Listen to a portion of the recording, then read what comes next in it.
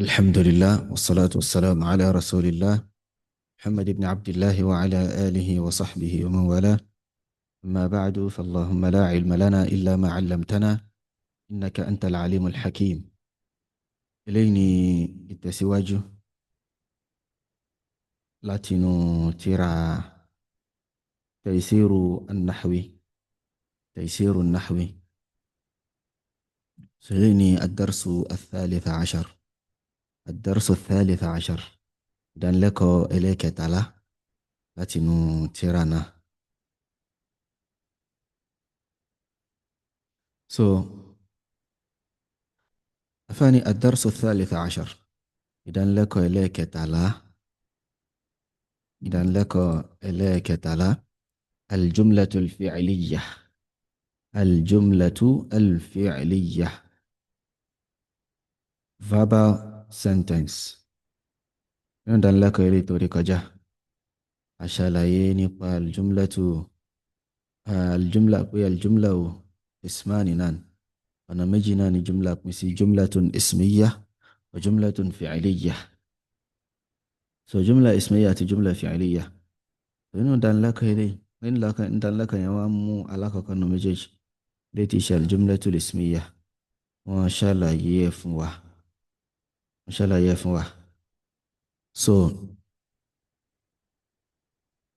ẹlẹ́ẹ̀kejì wa ni eléyìí insha Allah ta'ala òun ni al-jumlatu al-fi'liyya al-jumlatu al-fi'liyya. so afáàní hiya kullu jumlatin bada'at bi fi'lin fi awwaliha. òun ni gbogbo jumla gbogbo sẹ́ńtẹ́ǹsì pátá ó bá ti bẹ̀rẹ̀ pẹ̀lú fi'il pé ìta ọkọ rí níbẹ̀rẹ̀ rẹ̀ òun ni fi'il. so òun ni wọ́n pè ní aljumlatu alfi'aliyya wa hiya tatakawwanu min ruknayni aydan. òun náà sì ní ó máa ń wà formed látara two pillars. òun náà ní two pillars gẹ́gẹ́ bí aljumlatu lismiyya gẹ́gẹ́ bó ṣe ní two pillars mubtada wa khabar. bẹ́ẹ̀ ni jumla fi'aliyya náà bẹ́ẹ̀ náà lòun náà ní kiri òun náà ní ruknan.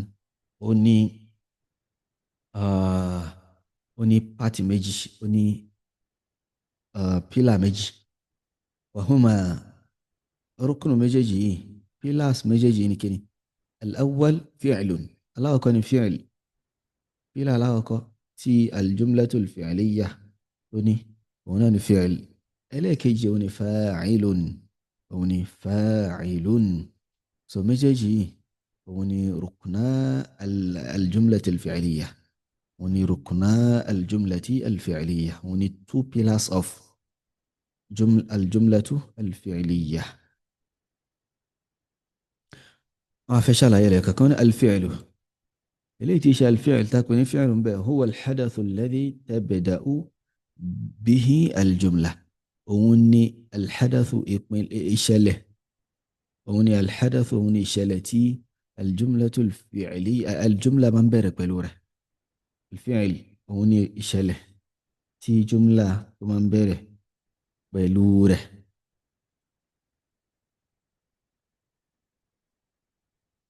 so bí ó ṣe rí náà ni eléyìí alhadathu alladhi tabda'u bihi aljumla òun ni ìṣẹ̀lẹ̀ tí jumla fi máa ń bẹ̀rẹ̀.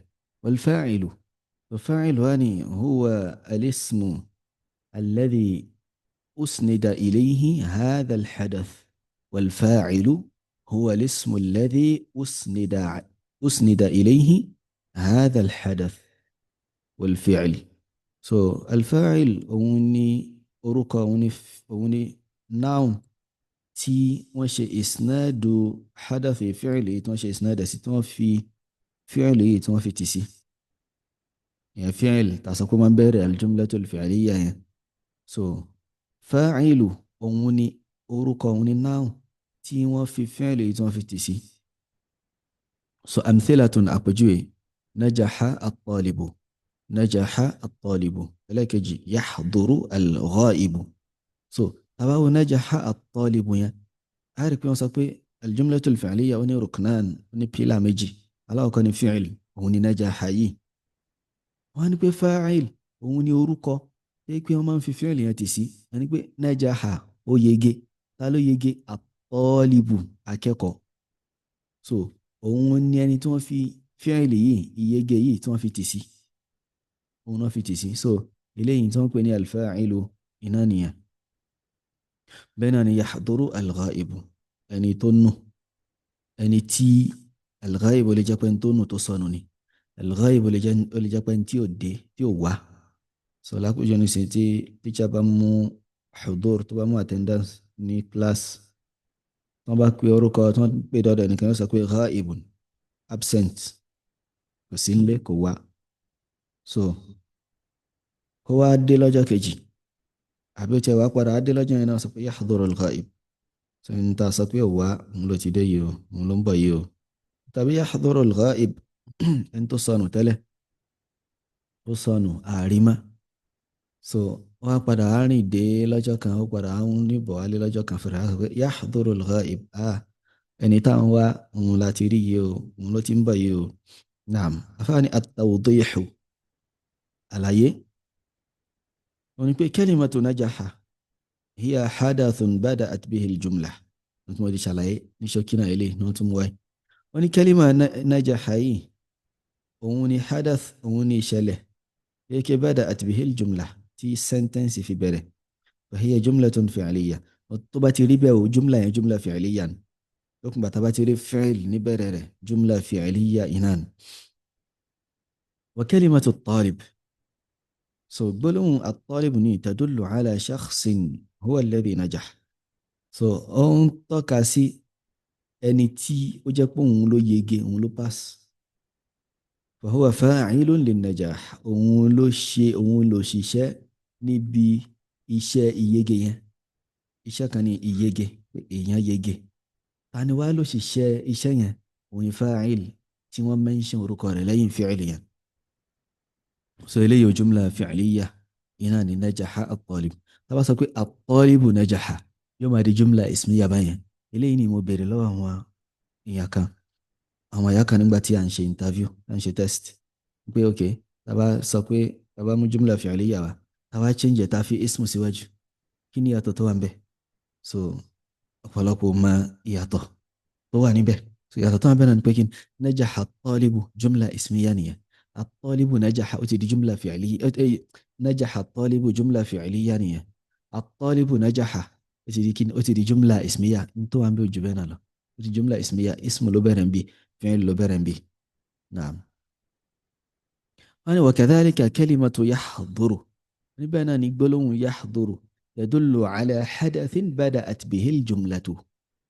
so كلمة يحضر هنا انتقى سي إشاله tí jumla fi bẹ̀rẹ̀, huwa al-hudur, òun náà ni presence, kéèyàn ó dé, kéèyàn ó wá.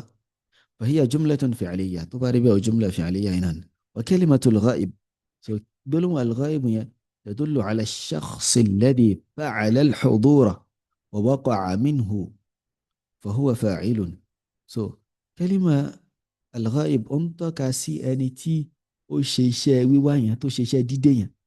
so tí iṣẹ́ yẹn tó ṣẹlẹ̀ látọ̀dọ̀ rẹ̀, so irú ẹni bẹ́ẹ̀ ńkọ́, òun ni fa'il, òun ló ṣiṣẹ́ níbi àlámàrí yẹn. wa yazidu ruknun thalithun idha ihtaja al-fi'lu ilayhi. so ruknun thalith, third pillar, ó tún wá máa ń lékún, ó tún máa ń increase níbi al-jumlatul fi'liyya nígbà tí fi'lu bá ń bùkátà sí, yẹni pé fi'lu ní ó bùkátà sí táfìrí. tí fi'lu bá bùkátà sí àníri, torí ẹ̀ la fi ní fi'lun lazim àti fi'lun muta'addi. a ní fi'lu kan ń jẹ́ lazim, pé tábà ti rí kò bùkátà sí nǹkan kan mọ́ lẹ́yìn rẹ̀, a kàn rí fi'lu àti fa'il lásán, tábà ti rí khalas ó ti tán. àwárí kan muta'addi, pé òun tiẹ̀ ó lè bùkátà, ìgbà míì òun náà lè bùkátà, ìgbà míì ó sì lè bùkátà, pé dandan a gbọ́dọ̀ rí kíni, a gbọ́dọ̀ rí maf'ulun bihi, àbí a gbọ́dọ̀ rí ركن ثالث أريكم كتاي، وهو المفعول به، وهو المفعول به، وسني المفعول به. كل أنجل المفعول به أفاني، والمفعول به زنبني المفعول به هو الاسم الذي وقع به هذا الحدث wal-fi'lu òun lorúkọ tí ìṣẹ̀lẹ̀ yìí tó ṣe kíni tó ṣẹlẹ̀ lé lórí.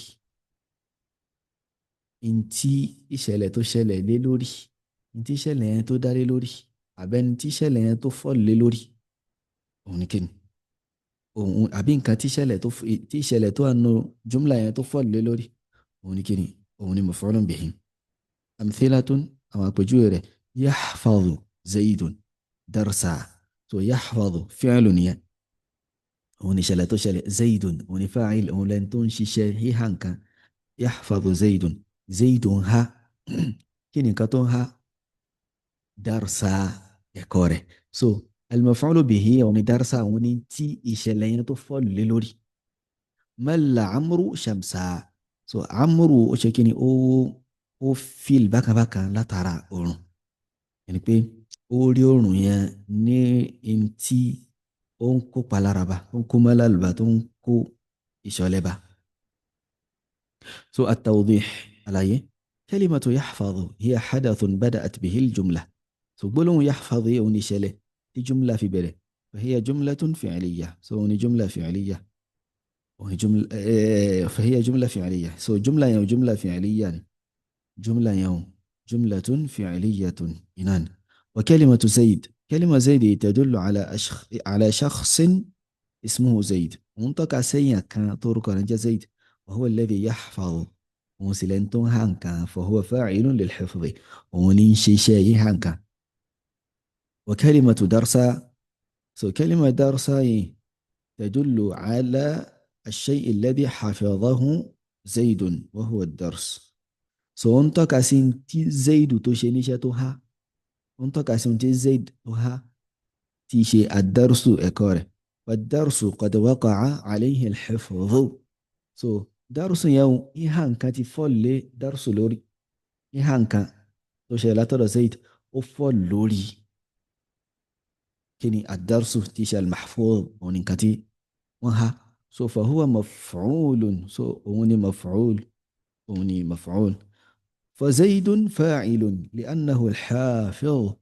So زيد هو فاعل يقولون له هانكا هو الحافظ. ودرس، so درس هو مفعول به إناني، مفعول به لأنه المحفوظ.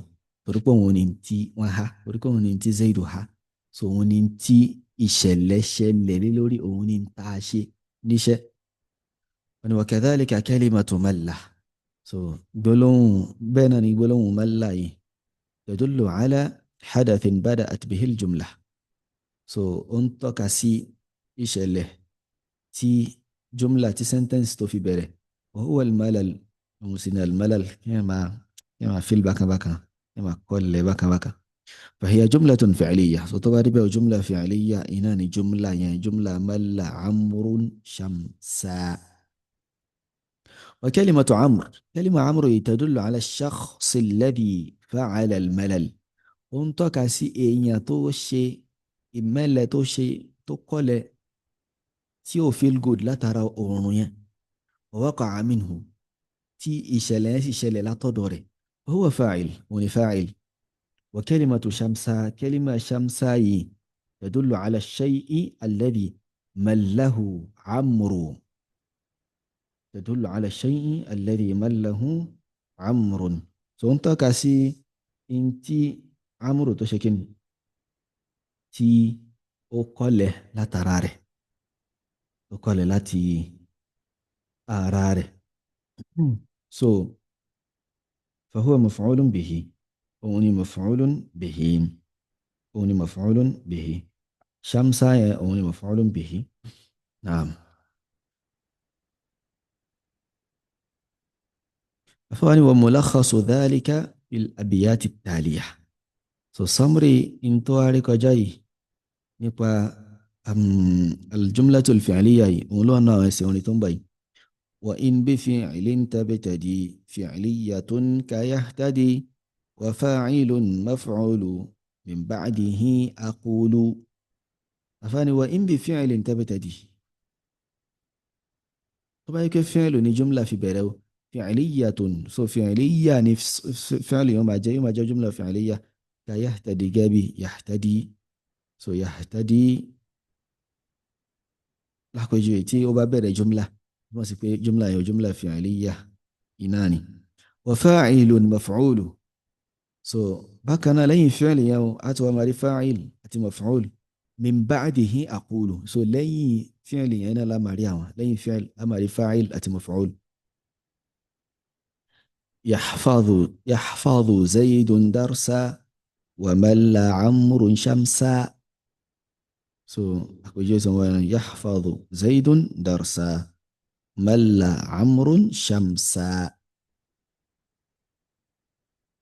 so bí yóò ṣe rí náà ni iná ni eléyìí.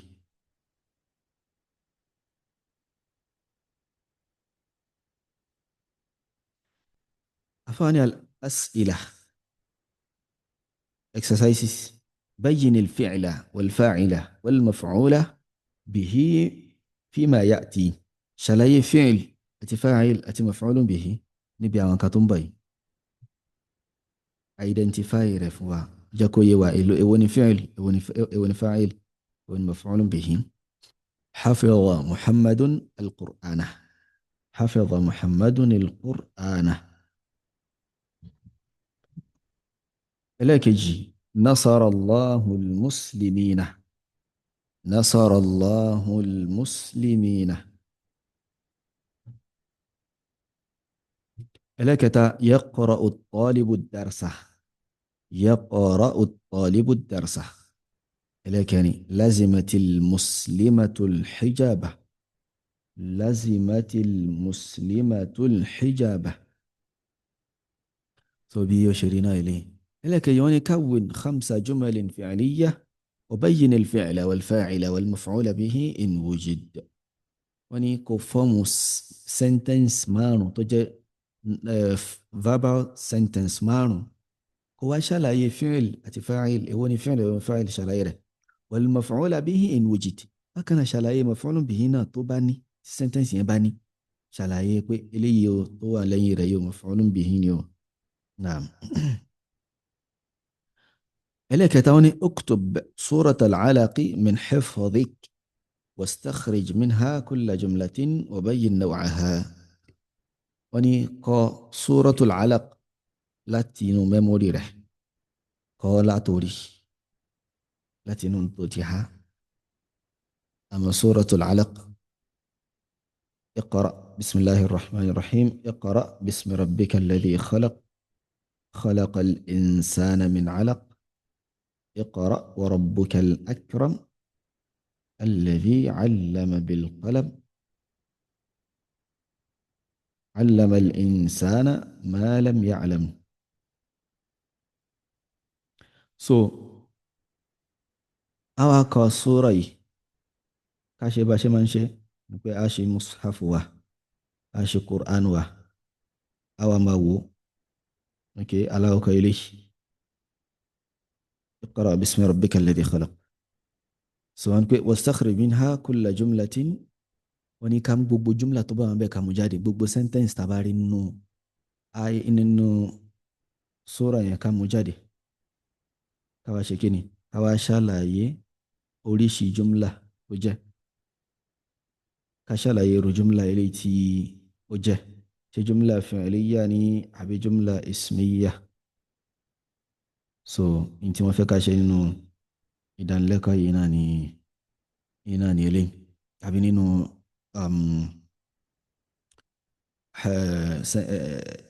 تمرين هلاك يعني السؤال الرابع يبير لك يعني هاتي مما تحفظ من صحيح سنة رسول الله صلى الله عليه وسلم 5 جمل فعلية ونكم هو لنو كتوانا هانينو أما أورا النبي صلى الله عليه وسلم تلا لافيا 5 sentences تلا لافيا تيوجي جملة فعلية إنما حديث النبي صلى الله عليه وسلم أما 5 sentences 5 sentences إنما حديث لكن موكي أوكي حديث باي